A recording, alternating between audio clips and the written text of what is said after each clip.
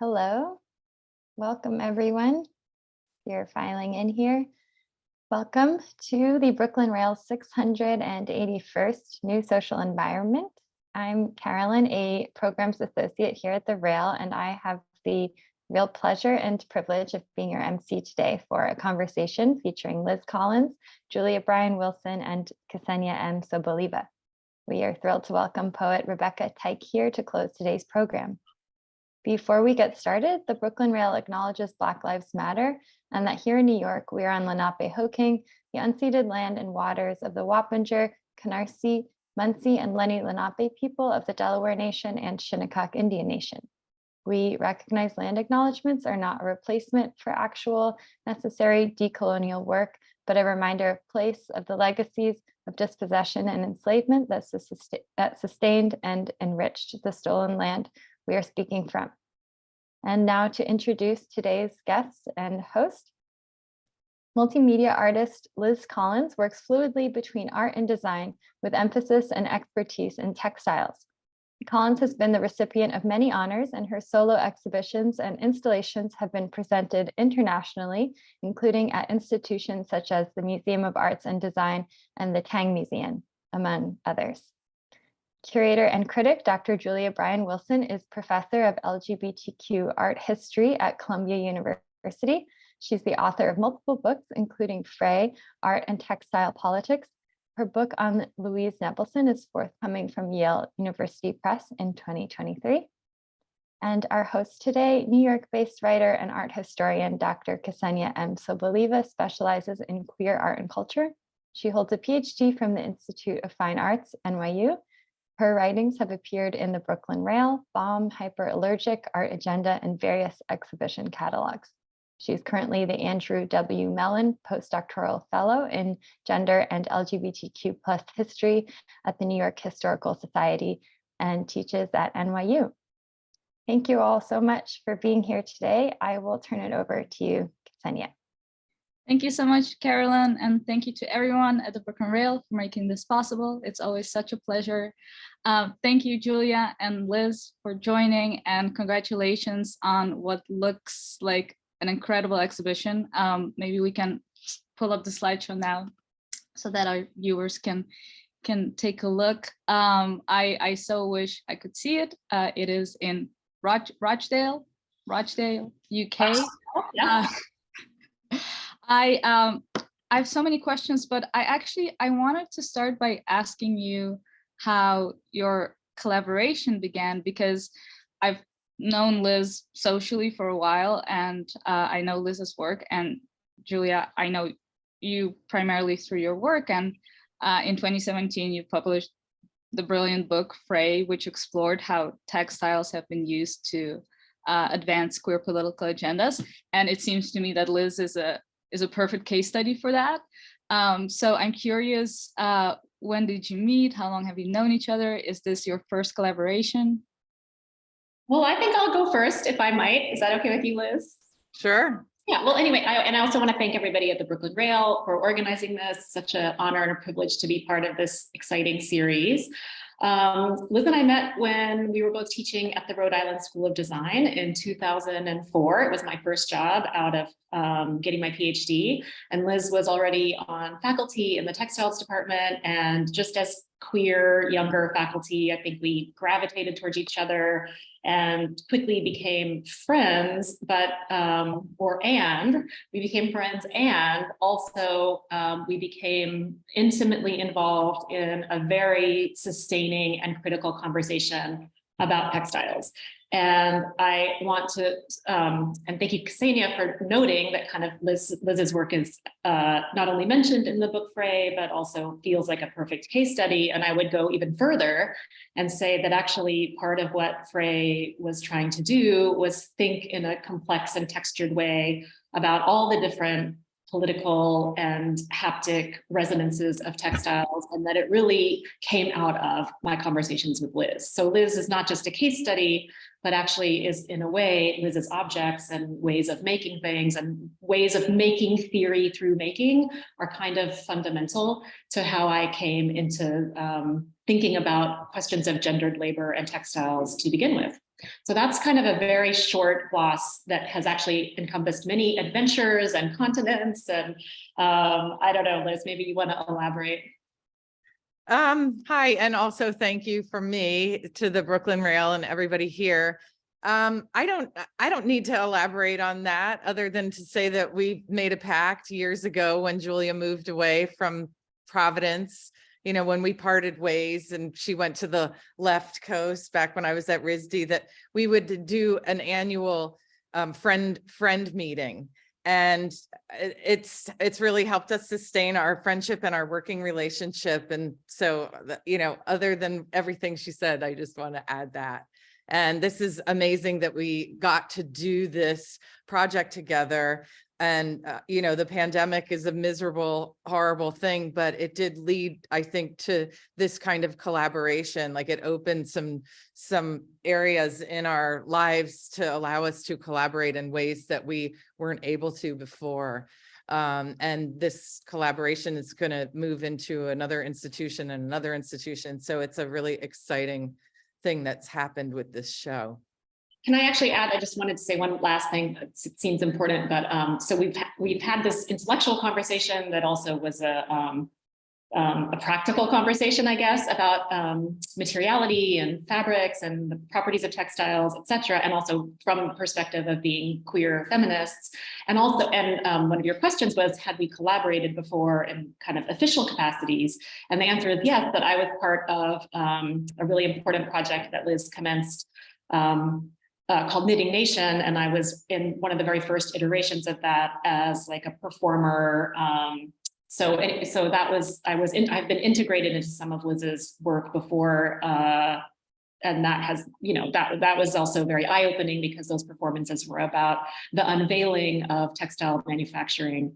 So I just wanted to quickly say that was actually, I wasn't just an observer or a critic, or you know, I was actually embedded within that performance. Yeah, and we have some images of that. And Yeah. I'd love to talk about those performances more. And they were sort of, I mean, they were all over the world. There were 8 total, Liz, or? And then 16. Oh God, 16, so twice as many. And it was sort of your move between being a fashion designer and really moving into art practice. Yeah. Just to back up one more second about our collaboration, because I realized I didn't say from my end that Julia has been an integral thinking partner on many of my works over the years. And so that's been a really important thing that's happened between us, just to have that kind of, you know, to have the insight that she has. So we really are complementing each other in our work. Yeah, I mean, I've been an artist all my life. So I'm one of those people who was making art since I could put my hands in paint as a little kid. But so I don't say I was a fashion designer first and then I became an artist. I've always been an artist and a designer, and been able to like move my ideas from one context to the other.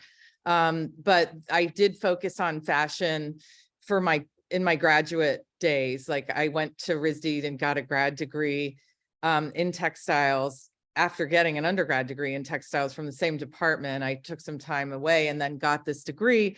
But I wanted to have a fashion business, and then it was hard in a lot of different ways, even though it was incredibly expressive, as you can see from these images. I mean, I was really doing something unique at the time with machine knitting, really inventing things in this very exciting way and using the body as a 3-dimensional sculptural form for fabric inventions and talking about all kinds of things: sexuality, eroticism, decay, antiquity, all kinds of ideas. But I ultimately kind of started to get tired of the hard work and no money thing, and also the limitations of what fashion was as far as it being a business and sales and product. And I wanted more freedom, and I got this incredible teaching job at RISD, you know, a full-time teaching job without doing adjuncting before that or anything. And so once I had the freedom to kind of open up my work and not make work that had to sell, I started experimenting. And one of the first things I did was this performance installation thing with the knitting machines. And that was a one-off at Governor's Island.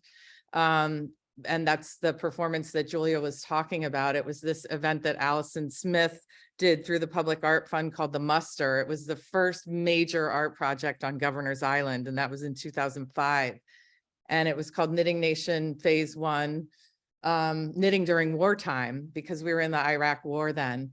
And it just became this thing that exploded for me as an idea and as a system. And so it took over in ways for 11 years. And what it did for me spatially was allowed me to engage three-dimensionally in large spaces, indoors and out. And so that took the fabric away from the body and into like three-dimensional space as a new kind of large body. So there you have it. More on that on my website if anyone wants to delve into Knitting Nation. It's a pretty big project. Yes, I loved watching the video you sent. And at some point you say that one of them you almost wanted to stage like a rock concert. Well, this one was inspired in part by the scene in the pink. Well, it had a few different references. I mean, I'm always like driven by these external pop culture, or not, I don't know if it's pop culture, but yeah, I guess at the time, like Pink Floyd, The Wall, there's this scene that's like a fascist rally that really was incredible, where Bob Geldof is kind of, I won't go into the details of his character, but suffice it to say, it was a very dramatic scene in The Wall. And then also the Robert Palmer Addicted to Love video, you know, these very glamorous kind of severe 80s women in business clothing. I created this kind of look.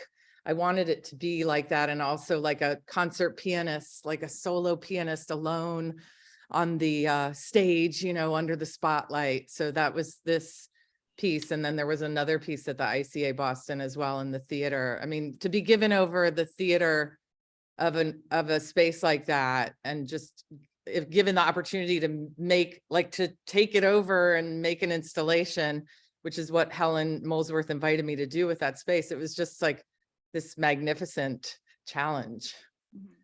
It also makes me think of Tar, now that I look at it. I don't know how many of you have seen that movie. So you mentioned that this is your largest retrospective to date. And only retrospective to date. Can you talk a little bit about how the show came to be, and how maybe Julia can speak a little to how it's structured, because there are several galleries. This one I want to talk about in particular as well at a later point. But I mean, I can say briefly how it came to be, because there's so much to talk about with this show. I have to be careful not to talk too much. That it came to be initially, a couple of people from Touchstones Rochdale reached out to me. It was in 2018, and they came and did a studio visit, and I didn't know them. I didn't know the institution, but I saw that a friend of mine had exhibited there. Her name is Jessica Rankin, who you all know. So Jessica had a show there, and I was like, oh, let me ask Jessica. And turned out she said great things about the institution, and it was compelling because it was in a mill town, and you know, they were wanting to get more queer kind of energy into their institution, and that was part of my charge, was to do some kind of external programming or some kind of community connection built into the show that would expand their audience and get more LGBTQ people engaged with the institution. So I set out to do this big project that was like a sprawling house museum. And also we were working with this Juan Yarur's collection, which we can get into when we go back into this gallery. But so I was going to do this sprawling house museum installation over the 4 galleries that looks kind of like this, but then COVID happened and it really threw everything off. And so then I started trying to figure out what to do. It's very hard to plan a site-specific show from far away and not be able to visit the place. And so I was a little bit stuck, but also thinking like, all right, something's going to happen here, some elements of this house museum. And so I invited Julia first to be involved in curating this particular gallery. And so we went to to England together last year to do a site visit and talk about what would happen. And it very quickly shifted into another kind of plan of doing a retrospective show, because I also knew that I wanted to show some large works in this gallery. Like this gallery that we're looking at right now is so big, and my strong persistent desire with my textile work is to do kind of monumental scale work. And the more opportunities I have to do that, the more exciting it is for me. So I wanted to use this gallery as an opportunity to make some larger new works. I'll let Julia pick up there. Yeah, I guess I'll say that, yeah, Liz invited me to, I mean, first of all, we had just been talking about it, as Liz was saying, like as kind of people who bounce ideas off of each other. But then I was invited to be a guest curator, and I went in not having a lot of knowledge about how things might come together, because the gallery itself, which I should say is the Rochdale Art Gallery, has a really important and impressive history of being a space for feminist art practice. And especially in the 80s, they had a really incredible program that showcased feminist artists, and especially like women of color artists. Lubena Hamid was a curator there, and Lubena Hamid's piece, she has 2 pieces in the show actually. So just as a note to that we were kind of extending this legacy, and as it were, of feminist practices being in this space. And also, as Liz mentioned, Rochdale, which is part of Greater Manchester, is historically known for its textile mills, and the incredible deindustrialization that has occurred there means that textiles were at once at the historic heart of the town, but also are now almost like an echo of a thriving industry that is no longer. So those things were all really important to me coming in as someone who cares about textiles, also as the origin moment of the Industrial Revolution and all of the sabotage and around that, and the organizing around collective labor that came out of that, including the union movement. Rochdale is the home of the co-op. Anyway, so there's all this really interesting history. And we spent some time there looking through the collection that's on site, that's very much about local histories, and had a lot of hard conversations about what really felt right to do as like being based not in the region. And I think one of the things that we kind of quickly came to was that if one of the remits of the art gallery was to involve more of the local queer community, then that should really be handed over to the local queer community. So a whole cohort of queer people from Rochdale and other former mill towns in the area came together and worked really hard to work with some of the ideas that we had, but themselves pull items from local collections about queer people, places, and things. And they actually organized this kind of queer exhibition within an exhibition. And also they're doing a series of programs like poetry readings, dance performance, open mic night. So that's actually, and they've made a zine, and it's really beautiful to see how they've really taken ownership of this installation. But this installation is happening really importantly designed with elements of Liz's own practice. So the wallpaper was designed by Liz, the whole idea of it as a kind of social space for gathering, the carpets were designed by Liz, the furniture is upholstered in fabrics designed by Liz.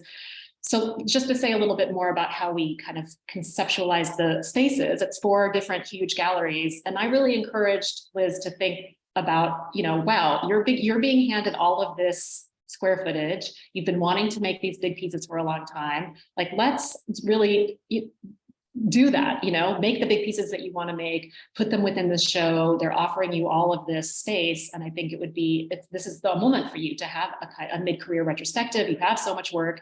It hasn't ever been seen all together, where all the different facets of your practice could be made sense of, like not just the fashion archive, which we do show in the first gallery, Knitting Nation, the performance projects, works on paper, tapestries, 3-dimensional sculptures that are made out of textiles, and also the idea of hosting a kind of community gathering point with the salon style hang of the show within a show.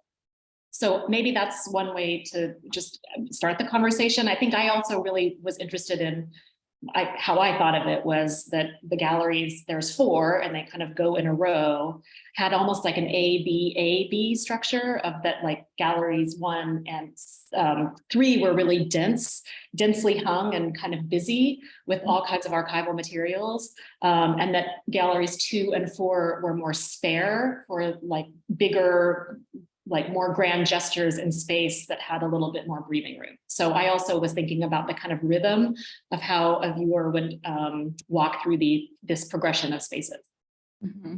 This gallery is beautiful also, in particular, the ceiling.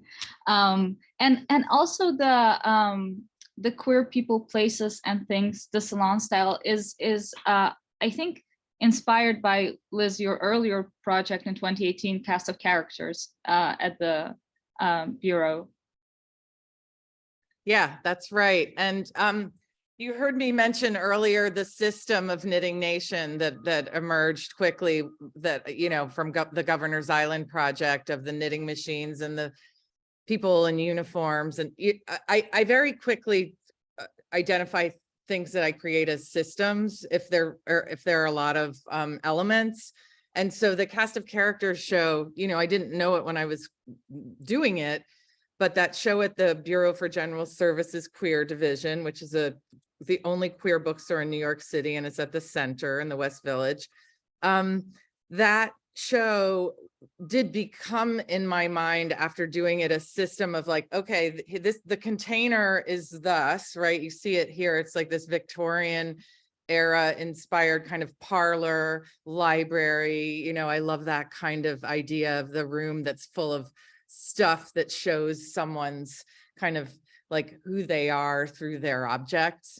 And so that worked really well in the Cast of Characters show. It was a queer portraiture show where I knew many of the artists in the show, where I directly invited people to be in the show, and then also mined some of my networks like Queer Art Organization, the Fire Island Art Residency, you know, and kind of word of mouth got 100 artists in there, with each of them contributing a portrait. So there was an established system. And I also was invited by Brick the following year to curate a one wall installation that was akin to the Cast of Characters show, but was all Brooklyn artists. And that one I turned over to, I mean, I did some of the work, but I worked more closely with 2 kind of junior curators on that exhibition, because I wanted to give them a chance to do that kind of work. And again, it was a system that I knew would work regardless of kind of, I mean, it's important what the work is, of course, but I like kind of breaking down the hierarchy and having very famous artists next to artists who have never shown before in their lives. And that kind, you know, once I have the guiding principles, which that is part of the system, to break down a hierarchy and put things like juxtapose known with unknown. Yeah, so it is following in that tradition, which I really love. I love that happened, yeah, and that happened here as well. I mean, just let's focus on this wall, I guess, for a second, which is that there's a piece here by Maud Salter, who's a very well-known Black queer feminist artist from, I think, Scotland, next to a huge Lubina Himid, who just had an amazing retrospective at the Tate, Black British feminist artist who, like I said, used to work at this in this institution. And one of the people from the cohort, the local group who kind of helped organize this space, has a piece up that he made in direct relationship to the Maud Salter, and was really so moved to feel that, you know, his work could be integrated alongside, or this feeling of kind of like more horizontal adjacency, where these hierarchies are somewhat broken down between, you know, the very famous and the celebrated, or and those who are lesser known. Mm-hmm. Mm-hmm. Yeah, and to the right of his piece, I mean, you could, now his piece is off on the left, you can't see it anymore, but that photograph of the 2 guys on top, I believe that's a Nan Golden piece. And then we have other artworks on, because there was this, I mean, do you want to talk, Julia, for a minute about the Yarur, the Amma Foundation contribution? Because that, you know, we have some major artworks in here, like you can see right there on the left in the black frame, a Maplethorpe There's a David LaChapelle on the right in the pink. There's an Andy Warhol Polaroid. There's a David Hockney etching right there.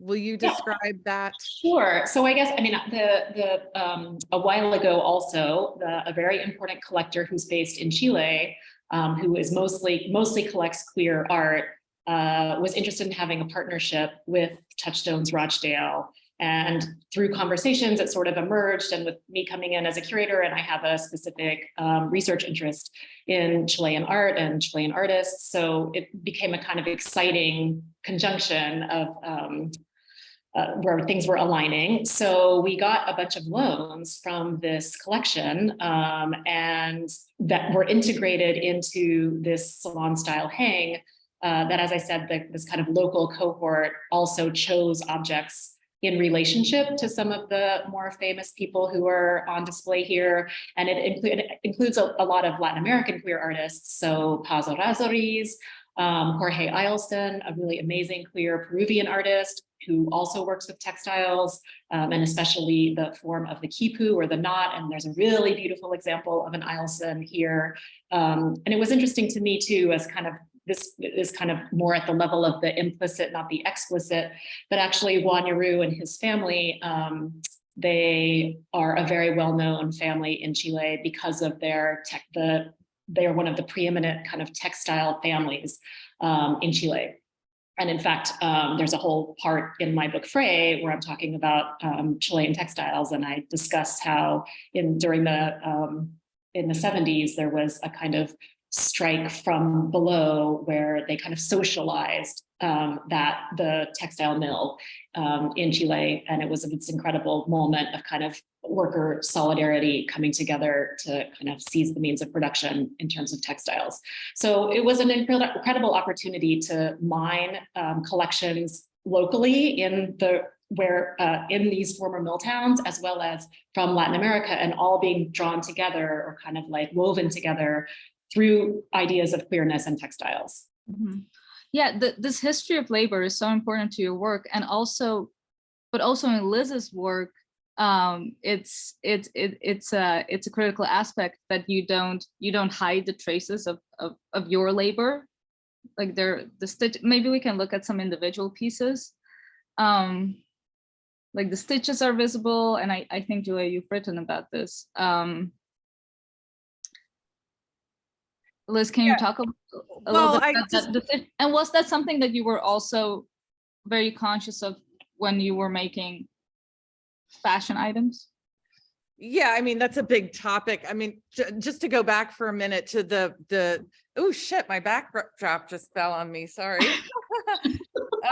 Just to go back for a second to the show within the show, you know, the queer people, places, and things related to labor and my contribution to that room. The fabrics and the wallpaper and the rugs, you know, those are pretty big collaborations for me with my industry partners. You know, I do all of these projects with the design industry and have a real feedback loop between my art projects and my design projects. You know, they really feed each other. And so there's like a level of industrial labor happening in these elements that I think a lot of people don't really think about because it's what surrounds us in our daily lives. But, you know, the printing of the wallpaper and the weaving of the fabric, and none of it's done by hand, it's all digital, but there's a lot that goes into that. So, but moving on to your other question about like showing labor. I mean, I've always been someone who likes to make things in laborious processes. And this piece and several others in the first room are the oldest works in there. You can see that says 1987. Well, that I made this piece of fabric in 1987. So yeah, I'm in my 50s now, but I learned how to weave when I was a sophomore in college. I decided to major in textiles at RISD and didn't know anything about complex weaving. You know, I learned a lot of crafts when I was a child. I learned how to use the needle arts, I would say, you know, which some people like to call women's work. I don't really subscribe to that whole expression, but I get it. Anyway, so I learned a lot of women's work when I was a kid, and it's kind of in my blood. And so when I got into weaving, it just blew my mind because I also have like an engineer architect sensibility. And that's from my family. You know, my grandmother wanted to be an architect. My father was an engineer. And there's a lot of kind of like weaving offers this kind of architectural, structural kind of problem solving that really resonated for me and excited me and kind of pushed me into a territory I didn't even know was possible. And that combined with like this painterly possibility of like malleable color that you have through yarn, you know, and all these different textures. It's just like to build a piece of fabric, the labor that goes into that is intense and time consuming, but you know, I think a lot of artists and makers subscribe to this idea of the trance-inducing processes, you know, that labor is something that can really connect you deeply to a spiritual place. I mean, it's something that people talk about openly now related to art that wasn't so, people didn't speak about spirituality as much related to art until recently. And I'm feeling really excited now to be able to say things about that. Like, this is the kind of work that brings me close to God, you know, like making this kind of work and that kind of deep labor and intricacy and focus that allows time to fall away and for you to just be completely absorbed in an object and what you're making is something that is there's no other experience in my life that compares to that exact thing. But I want to go back. Can I also say that yes, I mean, I totally see how it's very absorbing for you and you get really immersed and time falls away. And I see that happening with you all the time. It also is true that you have had a political commitment to kind of making the labor of some of this work transparent. And it takes me back to Knitting Nation and how one of your visions for that wasn't about a kind of transcendent experience with the knitting machine, but the extreme physical labor of working these, you know, hand cranked machines that, you know, are not electrical. I don't know how many if people are familiar with what these knitting machines are like, but they are kind of, they make this deafening noise, you know, it's backbreaking work. Like it's super, super strenuous. And many of your pieces, not just Knitting Nation and the performances, but in your early garments and in a lot of the sculptures, you are interested in kind of having those labors be visible, having those labors in some way speak to their own histories. And I think that's also a super important, and you know, that's one of the things that I've always been inspired by in terms of what you're doing, which is that you don't, there's a certain level of maybe gloss or polish or finish that you really refuse. And that was happening in your fashion as well as in a lot of the sculptures. Yeah. I mean, there's so many things to talk about here. How much time do we have? Like with the unfinished stuff, you know, and the like showing those kinds of details or not making things so polished or leaving the threads. Some of that is an aesthetic choice about that ties into decay. Like, I think there's less, for me, there's less about like, oh, I want to show how this was made, and more about like, I love how this looks, where it's like, you know, it's very organic in a way for things to look like they're falling apart or aging or unstable. Like there's a lot for me that's very compelling about something being incredibly stable and organized and at the same time looking like it's going to fall apart and disintegrate. That kind of tension is like enthralling to me. I would say, I guess, about the Knitting Nation is about labor. It's a performance of labor, and there are reasons I stopped doing it because of that. Like I lost the desire to perform labor. It was didactic in ways like, hey, everybody, look how grueling it is to make fabric, but also, hey, everybody, let's look at the compelling and fascinating dance that humans do with machines, where they become machines, and you know, kind of on another level that's less about like showing the pain and then shifting into like this kind of idea of humans and our relationships to machines, which I find really fascinating. Yeah, but I should say about Knitting Nation and in general that one of my favorite places to be is in factories. And I've spent a lot of time in factories over the years, and I've been to factories all over the world, Japan, Peru, where else? The United States, Italy, and the landscape of textile factories is really fascinating to me. And so some of the Knitting Nation work was really about the industry, about these factories, and about that landscape and the toil and the realities of labor. And I also like to be open about my collaborations with these kinds of entities, you know, these businesses where it's not one person making something. There are tons of people behind the scenes. And Julia wrote a great book with Glenn Adamson about this very thing, about fabrication and the art of making. Was that? Art in the Making. Art in the Making. Yeah. I mean, that book, it really talks about that very thing. And I think that's something that's always been fascinating to me as well. Maybe part of it is growing up with people who did a lot of hard labor. And I also grew up with like this Puritan work ethic idea that like work was salvation, you know, like when in doubt, just work and then you would feel better. Yeah.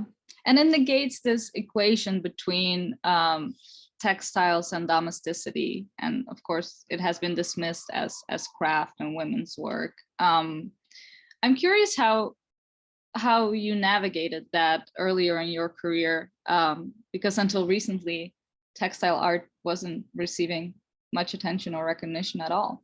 Well, I mean, if you go back farther into like Jack Leonard Larson's amazing book, The Art Fabric, you know, Mildred Constantine, like there was a huge explosion of magnificent and monumental textile art in the 60s and 70s that people were really paying attention to.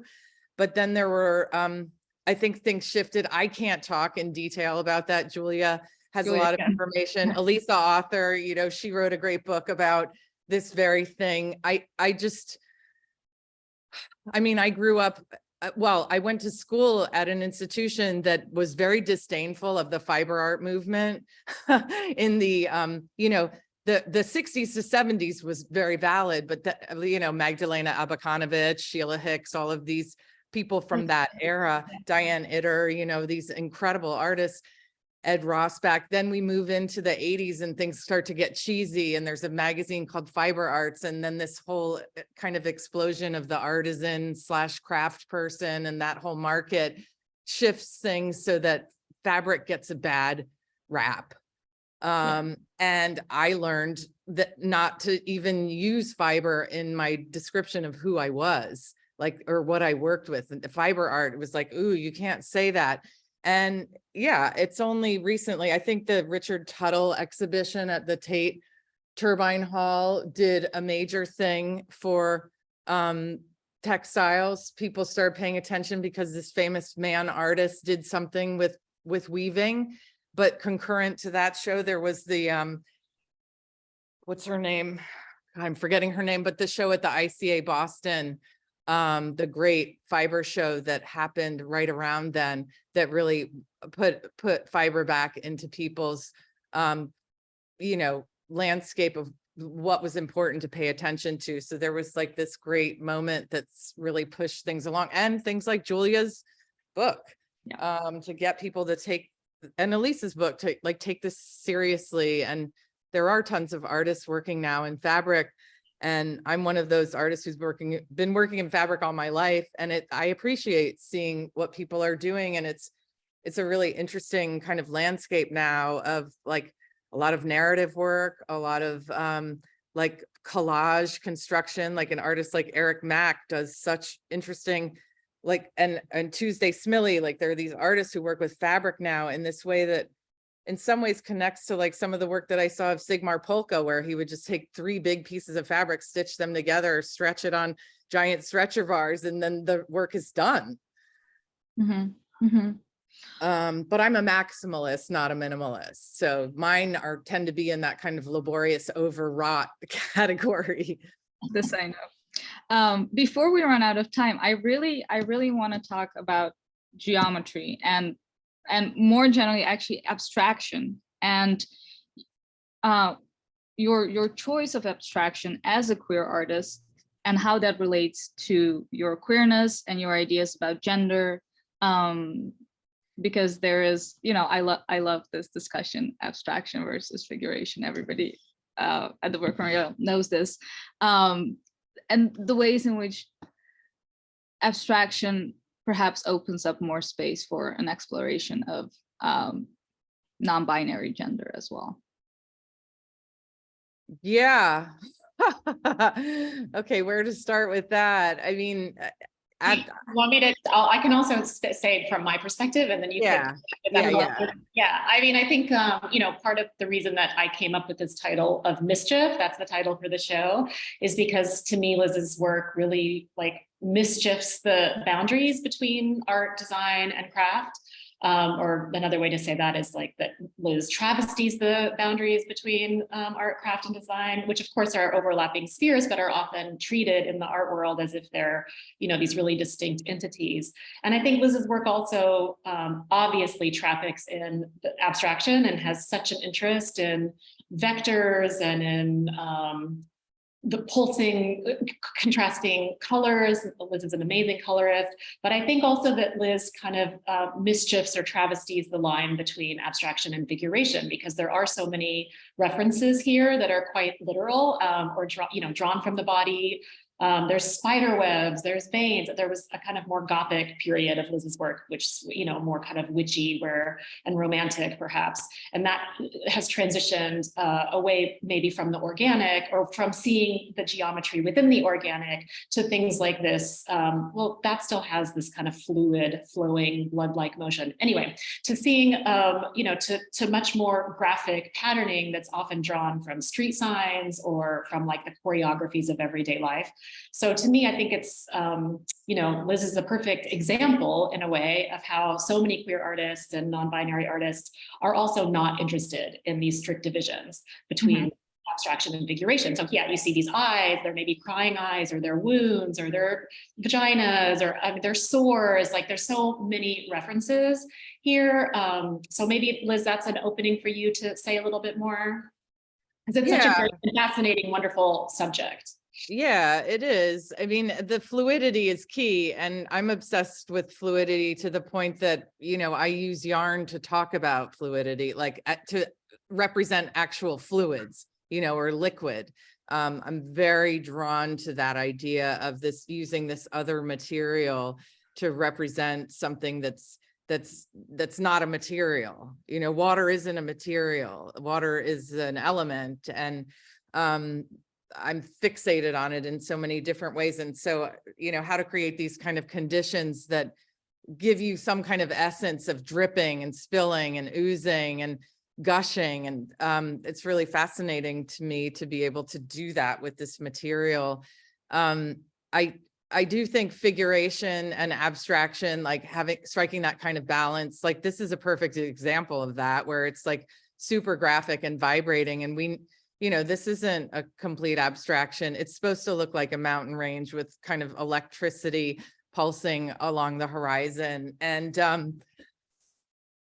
I am kind of in this liminal, or in this in-between place all the time, it feels like, or either this very kind of fluid place, or at one extreme or the other, or trying to figure out some way to combine those things. What does electricity look like? What does energy look like? I mean, a lot of what does gravity look like? I think you're also so interested in gravity. Totally. And that phenomenon of gravity, and what also, does sagging look like? Or I don't know, there's so I think about these pressures. Yeah. Some of the stuff that you're talking about that's more of the Gothic period. I mean, the fashion, a lot of it was very goth. And a lot of the work that I did in fashion, and the work that I did after that immediately, the Veins Darkness piece, a lot of the pieces in Gallery 2 that are gashes and wounds and bloody kind of feeling. I mean, I still do work somewhat like that, but those were from a period where I had a lot of intense feelings. Well, I still have a lot of intense feelings, but I was struggling and had hard, like challenging experiences in my life that I was putting into my work. Life isn't as challenging for me in the wrenching ways that it was in my 30s and early 40s. So that stuff shows up in the work all the time. But a kind of mind-blowing thing for me about looking at the work from the late 80s and early 90s juxtaposed with the works of now is that these geometries are the same. Like the things I made in the late 80s visually, even though it was a different period of my life and I was using different tools and so on, the kind of energy and the ideas behind them intuitively kind of result in the same thing, like these vibrating graphic lines. And that stuff fell away when I was working with the knitting machines because I didn't have the technology to do this kind of graphic work. And I was working with a technology that lended itself really beautifully with the manually operated knitting machines to kind of more sculptural work that where I had to make my imagery and figurations of shapes and textures through different means that were not, I wasn't interested in that point at making this kind of picture. I wanted something else that really was connected to the body and like the kind of taking what's inside the body and putting it literally on the outside and making skins. Mm-hmm. Mm-hmm. Yeah, does that address? Yes, beautifully. So no, it does. Certain ones in particular do evoke the body, and it taps into this longer, I guess, genealogy of that goes back to Lucy Lepard's eccentric abstraction. Yeah. I mean, the fashion, if we could go quickly to those fashion images, just to say that, because there's not that much talk about this stuff, and I think it will be more developed in a subsequent retrospective. We'll really see more of it and the garments. But I was I have never seen this actually. I didn't know that part of your history. Yeah, it's big. And I also was a professor. And so I taught some of the people who are showing now, and you can see the influence. But I was really mining my own sexuality at this point. I came out like while I was doing this work. I used this work to come out. Like the stuff we're looking at on this screen is like, I was already out at that point because these came later. But when I was in grad school from 97 to 99, I was figuring out that I was queer. I had my first adult girlfriend, and I was like going up the hill from RISD to Brown to the Sarah Doyle Center to like hang around and read lesbian books to try to like figure out how to come out. And it was a very exciting but also wrenching time, where I felt like I was doing a kind of self-surgery. Like the clothing wasn't just about fashion and style. It was really about me kind of doing this internal self-surgery of my emotional landscape, like pain and pleasure and eros. And, a lot of the clothes have all these bondage ties. And I was really kind of starting to try to figure out who I was as a kind of sexual being in my true self. And let me say, as someone who's worn a lot of your clothes, and in fact, I'm wearing a Liz Collins sweater right now. Liz has given me many, many, many amazing and beautiful items over the years, and even designed the dress that I wore to my commitment ceremony with my spouse, what we called our queer Mary. That the clothes are really, they have a physical, to put them on is to have a physical response to them, because they are so much about tension and constriction, and they do evoke blood and guts and what's on the inside coming out. They're very visceral clothes. They're not, and there is something about them that people want to touch them. They have holes and gashes, and there's something about them that is that invites conversation. They're very provocative. They're kind of statement pieces. I used to have this one that was like this sweater that had what looked like kind of bullet holes dripping blood that I would always wear to attend faculty meetings. when I knew I needed a little extra armor, because they also make you feel really powerful. And there's something about them dealing, not just with kind of like femme embodiments, but they work across the gender spectrum, I would say, to make their wearer feel just really, strong in themselves. Mm-hmm. Mm-hmm. It's interesting to think that as your work has moved from being worn by a body onto walls and spaces, etc., it still holds the body in many ways. Yeah, exactly. I mean, that's why I came up with this idea years ago after this kind of gradual shift happened, that space became my new body. And I really think of, built spaces, not so much outside spaces, but built spaces as containers, like it's a container that is surrounding, like you go in and you're surrounded. So there is this kind of like, holding, like I'm doing a bigger gesture of holding multiple people and in a less kind of visceral way, but sensually visceral nonetheless in other ways, visually visceral, instead of like on your body, it's around your body. Or if you sit in a chair, then you have this different and take in what's around you. You really I don't know. I'm still doing the same kind of thing, but just a different kind of spatial work. Mm-hmm. Mm-hmm. And what about your use of color? You said you're influenced by your emotions.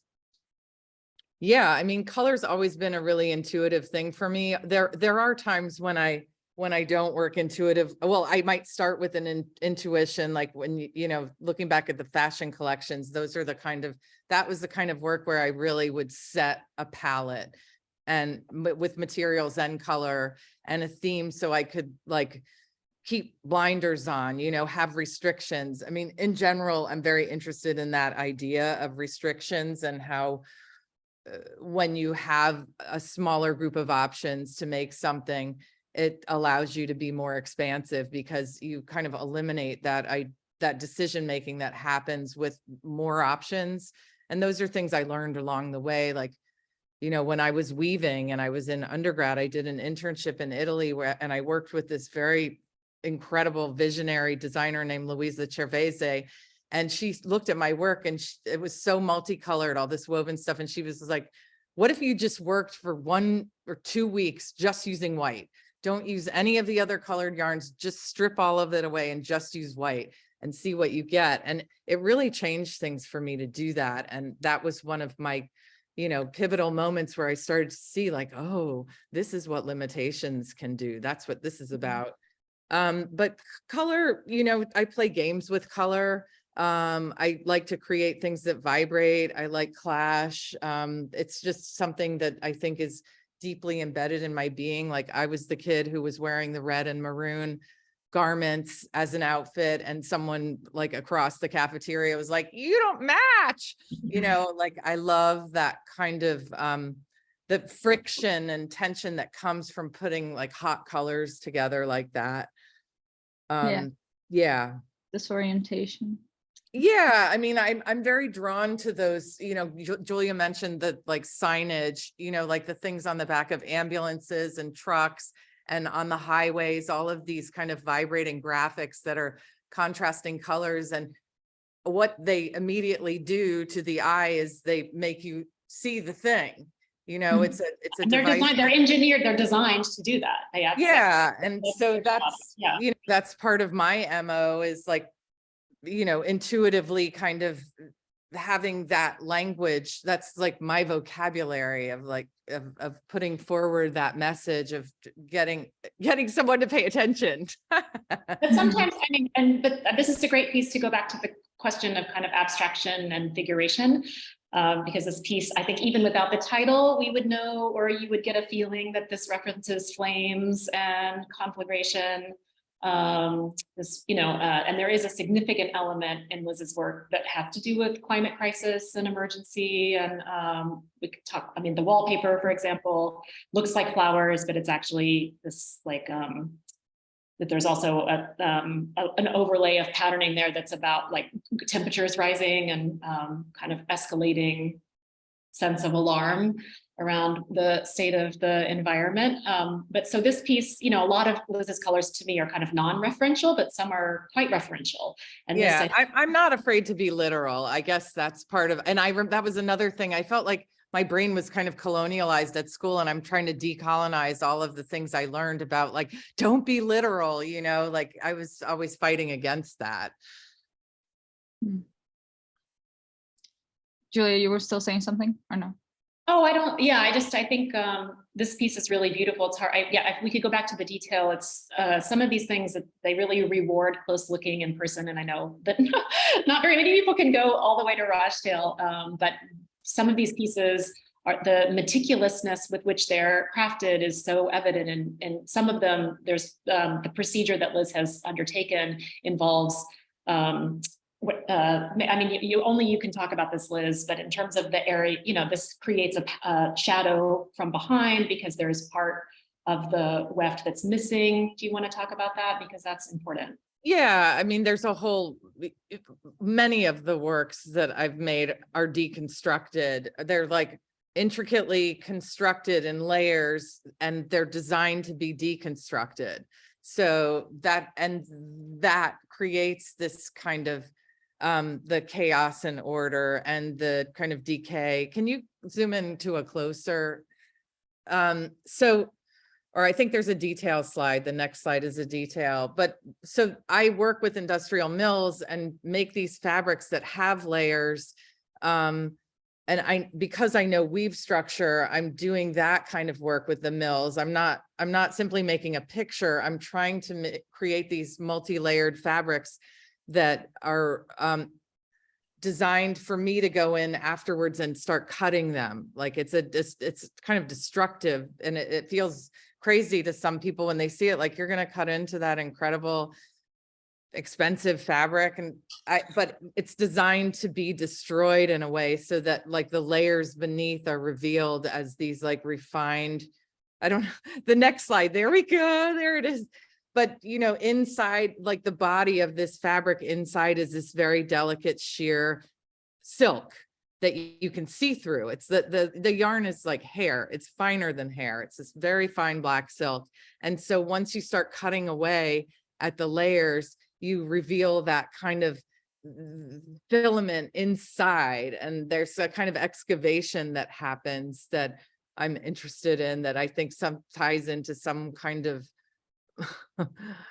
I don't know what to say about that. Super beautiful. I just would say that it's kind of, for me as someone who just moved away from the West Coast in part because of questions of climate and sustainability, like this image is for me very unsettling about fire, and but also it's just completely extraordinary in terms of its the fineness of the making here and really entrancing.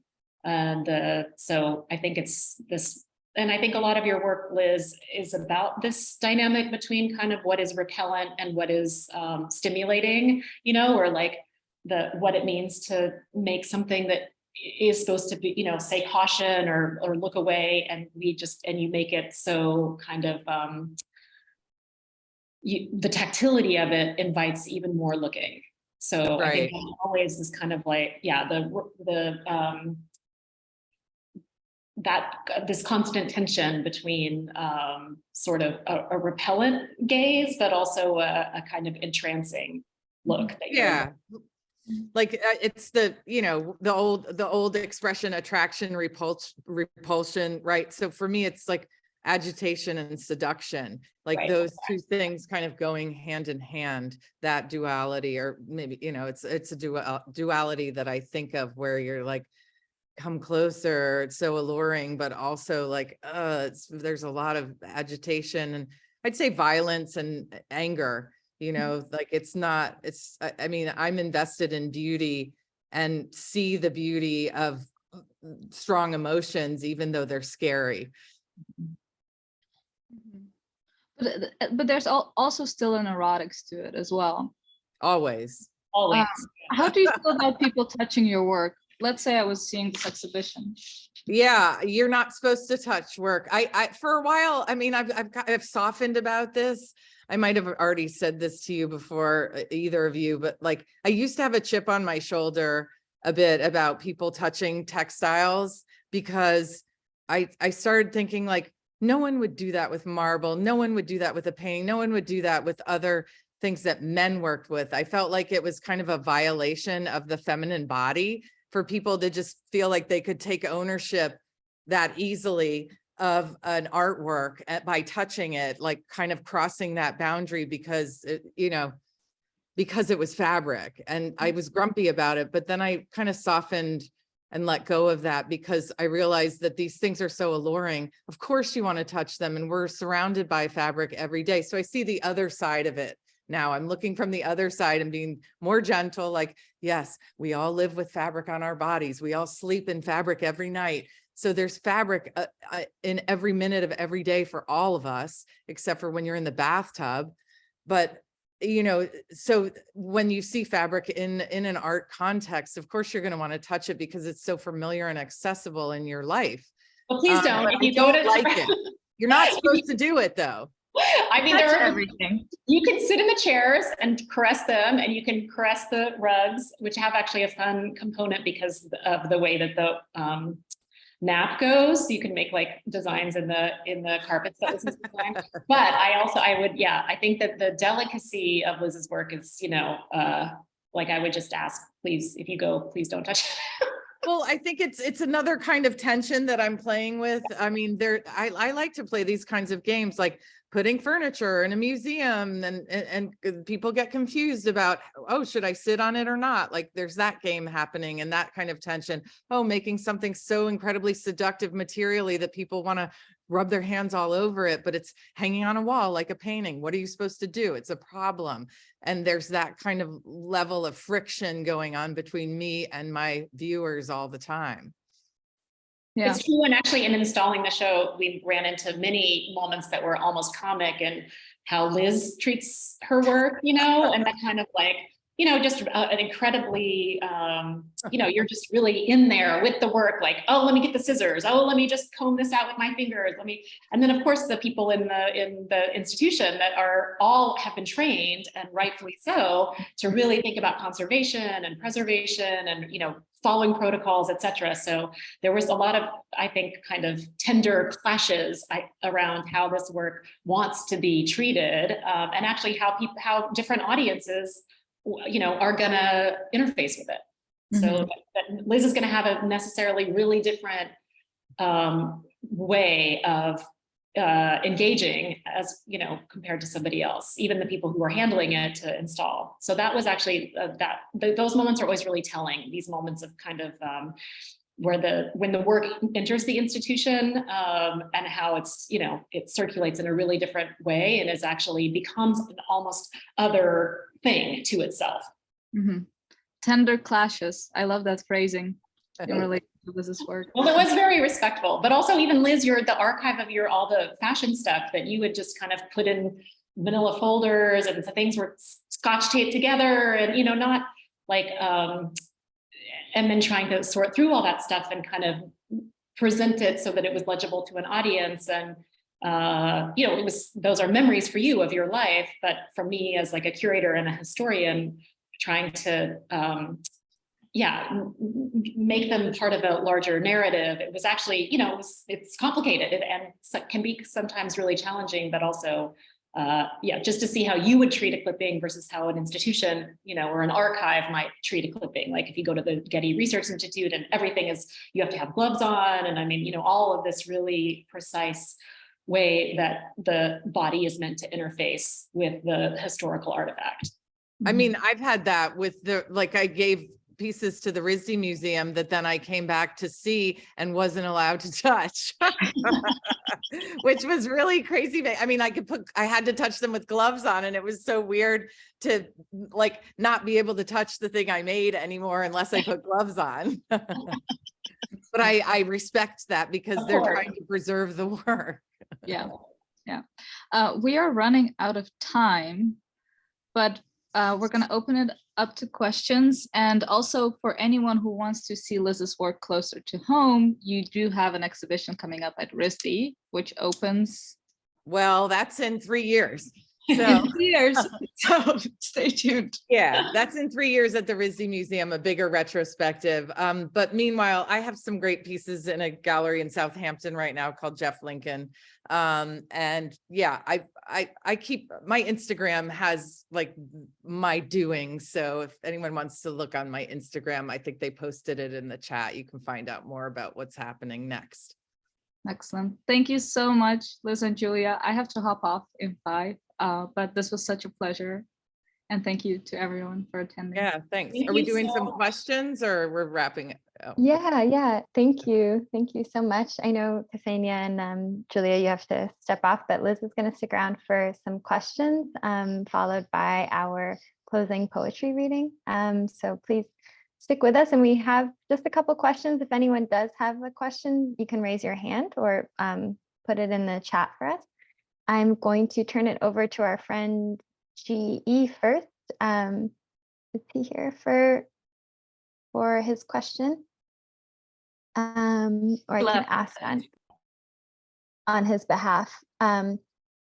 Let's see. Could you talk about his question for you, Liz? Is could you talk about your process of deconstruction and reconstruction and how that duality fuels you to make works that bring a sense of repair to the world? Oh, that's nice. I mean, I did address, I think I saw that question come up pretty early in the talk, and then we subsequently talked about the deconstruction and reconstruction. So I think I answered part of it, GE, but about the repair to the world, I don't know about that. I don't know what kind of connection I have in the deconstruction, reconstruction, et cetera, connected to repair of the world. I mean, I think a piece like the big piece that looks like this backdrop from the show is called Promised Land. And that's something about a utopian vision of queer life and everybody getting what they need. I think my kind of repair falls more into a kind of utopian vision of or creating opportunities for people to connect and convene, and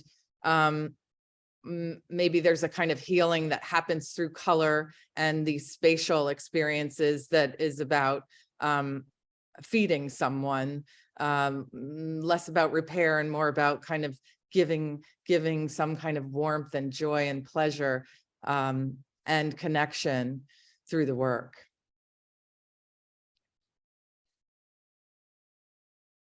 Great. Thank you, Liz, for that answer. It's beautiful. Unless anyone else is raising their hand here, we are going to turn it over to Fong for our last question. Hi, Fong. Let's see. Fong, you're still muted. Thank you. Thank you, Carolyn. Thank you, Liz. Thank you, Julia. Thank you, Ksenia, who have to go. But yeah, talking about some aspects of healing, and I kind of know your work better now through this conversation, and I just want to bring up theosophy in some ways, especially thought form, the great book by Anne Besant and Leadbeater. I know it well. Okay, cool. So let's talk about it, because there's quality of thought that determine the color, nature of thought that determine form, and then also clarity of thought that determine the clarity of line, our outline. So share with us a bit, Liz, how that came into being at the core of your reading of theosophy and whatnot. Well, I love that you brought that up. I love so much that you brought that up, because I wish I had learned about those things earlier than I did. I learned about that whole movement and about the thought form work, which blew my mind, about, I'd say 8 years ago when I was in Turin. I went to see a show. I went to see the Carol Rama show in Turin on Angela Dufresne's advice. We were in Italy. She was like, you have to go see that. And I didn't know about Carol Rama. So I went and saw that show, but also, was it at the same time, or maybe it was a separate time? I went back to that museum. It was a GAM in Turin, and they had a major exhibition about color. And that whole exhibition that also was at the Castello di Rivoli, that's one of my fantasy places to show my work ever. It's incredible. And Turin is this magical place. That show was grounded in the Thought Forms book and that project. And they had the original paintings there. And I was flabbergasted by that whole project, and then got deeper into this theosophy, started really paying attention to it, and understanding more and more, and feeling very connected to that idea of the thought forms. So yeah, it's kind of become an essential thing to me that I internalized quickly, but in some ways still need to do a lot more work to kind of be like expand in my own mind. Yeah, it's so interesting, Liz, because the humor acclaim show, the Guggenheim, drove the most attendees. I know. In the last, any other show in the last decade. And, you know, so many friends that I know, including people like Tamara Gonzalez and Chris Martin and Peter Atchison, these are people who deeply invested in Jungian psychology and theosophy more than they have with Freud.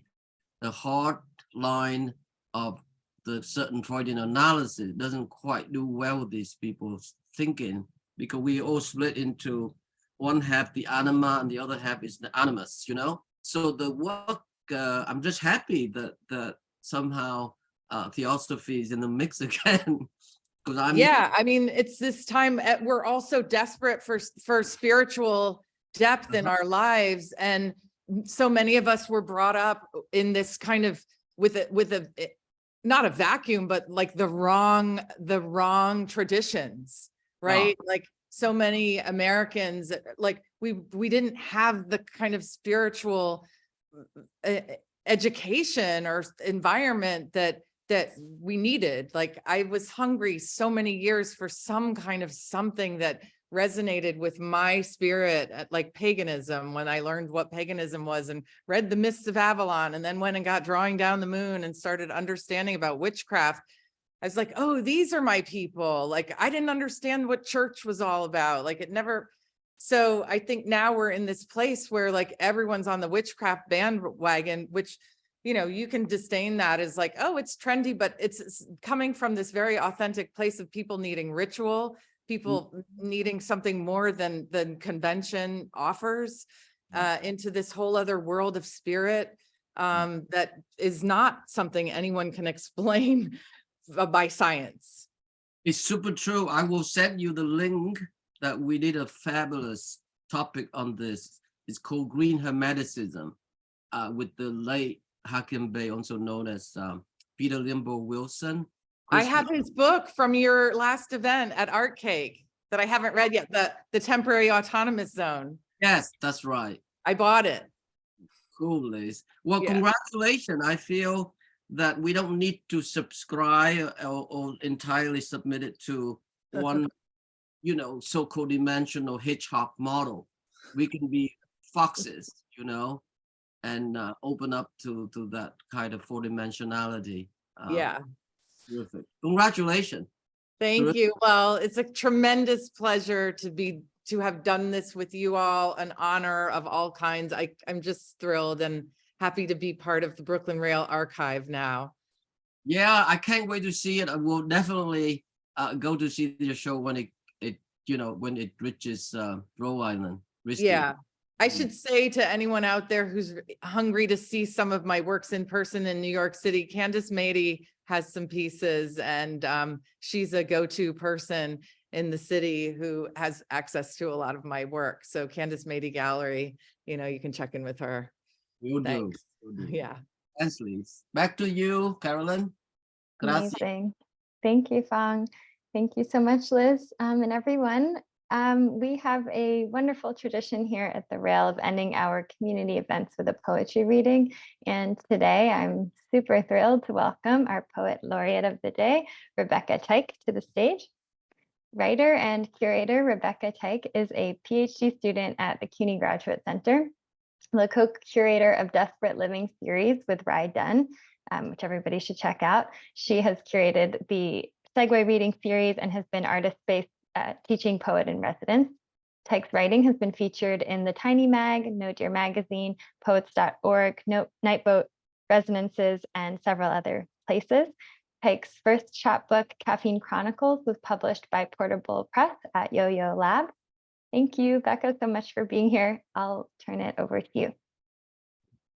Thank you so much, Carolyn, and thank you, Liz, for this fantastic conversation. It's really been so energizing to get to hear you speak and to watch my screen flood with your work.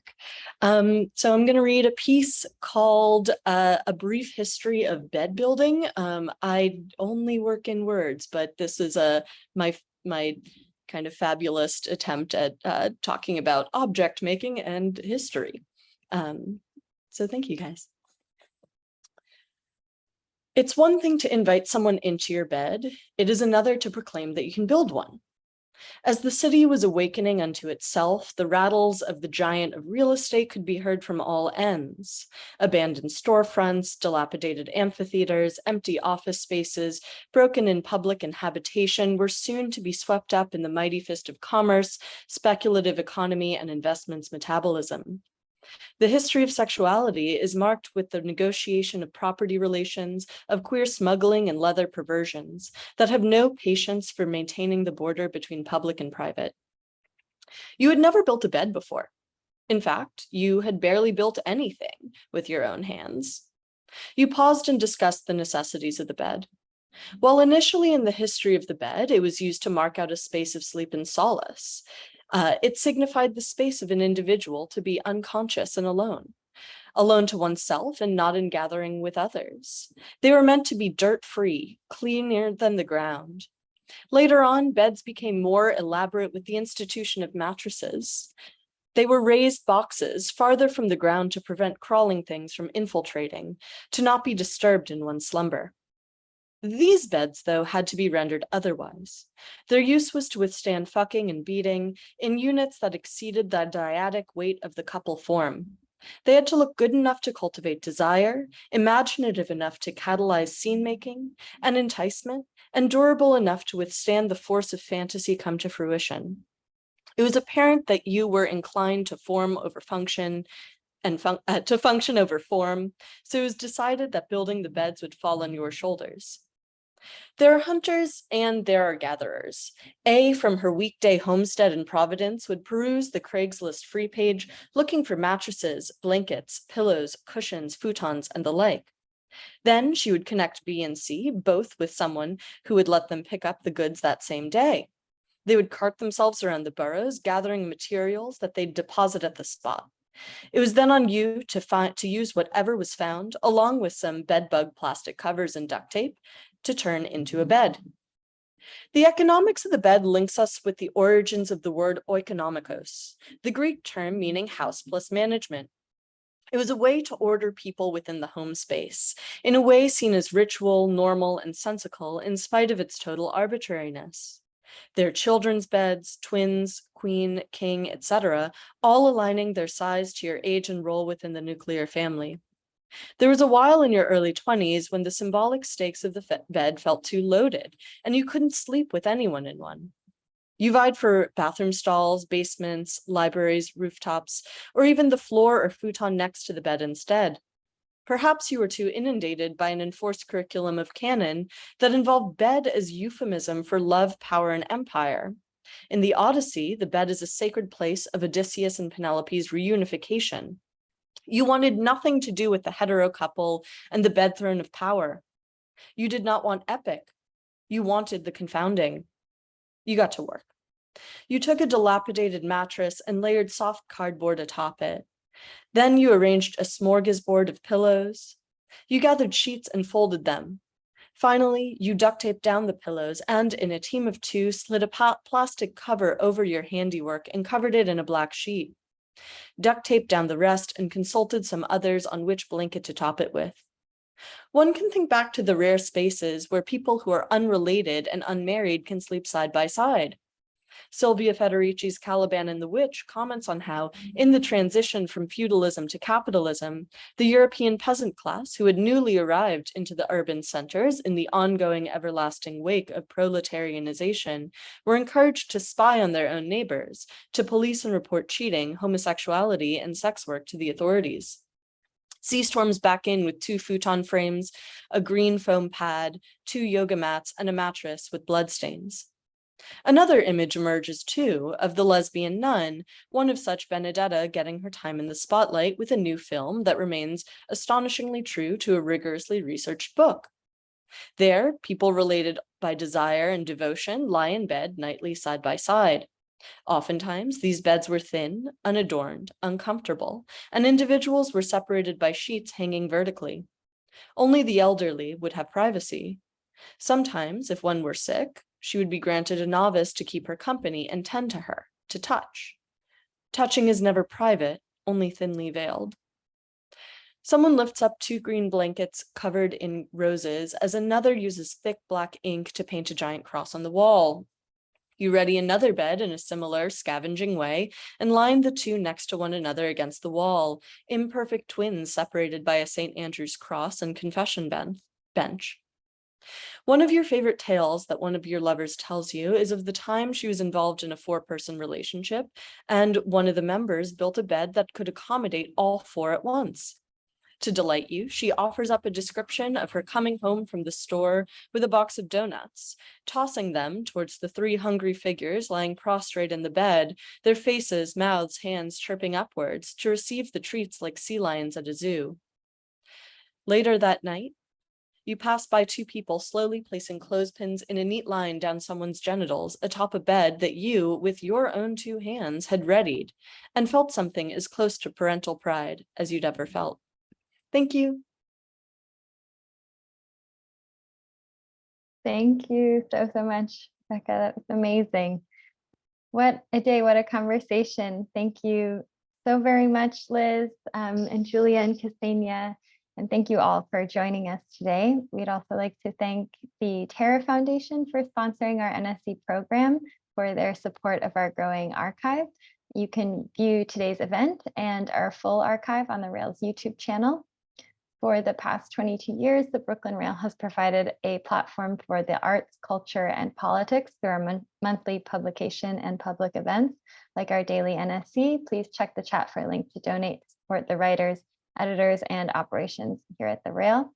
And join us tomorrow at 1 p.m. for a poetry reading curated by Anselm Berrigan, featuring Amma Birch, Courtney Bush, Jennifer Sung, and Ed Steck. And you can now all turn on your microphone and say hello and goodbye as you leave. Thank you so much for being here. Thank you so Love much. you, Liz. Aw, Thank you. Look at you. Thank you, Liz. Thank Thank you, Becca. It Thank was you great so reading. much. That was incredible. Thank you, Thank Rebecca. you. Thanks, For the Liz. reading. Congratulations on the show.